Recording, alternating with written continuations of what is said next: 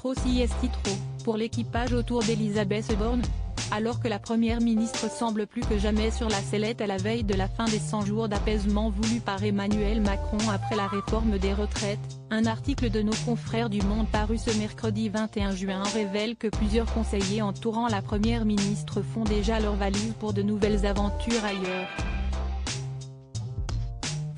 Ainsi, le quotidien rappelle qu'Aurélien Rousseau, le directeur du cabinet d'Elisabeth Borne, apprécié par Emmanuel Macron et son conseiller Alexis Kohler, va très bientôt quitter ses fonctions au profit de la Caisse des dépôts, mais révèle également qu'il est suivi de 4 autres chefs de pôle et de plusieurs conseillers techniques.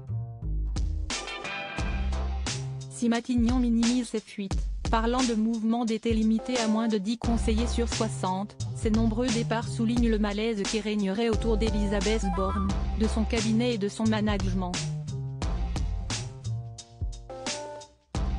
Sous couvert d'anonymat, l'un d'eux raconte une ambiance cauchemardesque alors qu'il travaillait pour la ministre lorsqu'elle se chargeait du travail, plus personne n'osait donner d'idées.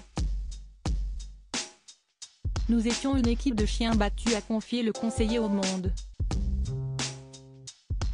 Une brutalité décrite déjà à plusieurs reprises dans le passé. Elisabeth Borne, l'évolution physique de la première ministre en images. Elisabeth Borne, de nombreux détracteurs. Mais aussi de nombreux soutiens. Ses méthodes de travail plutôt abruptes ont été également rapportées dans le livre Elisabeth Borne, La secrète, écrit par la journaliste Bérangère Bonte. Amplitude horaire démentielle, centralisation, en-delà de la répétition.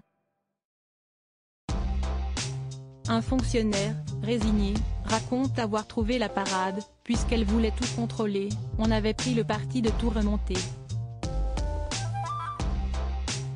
On demandait la signature même pour l'achat d'une boîte de trombone.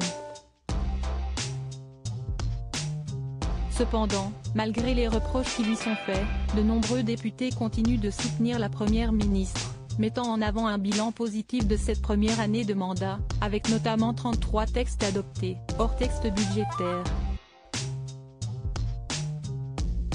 Et sans utilisation pour la plupart de l'article 49.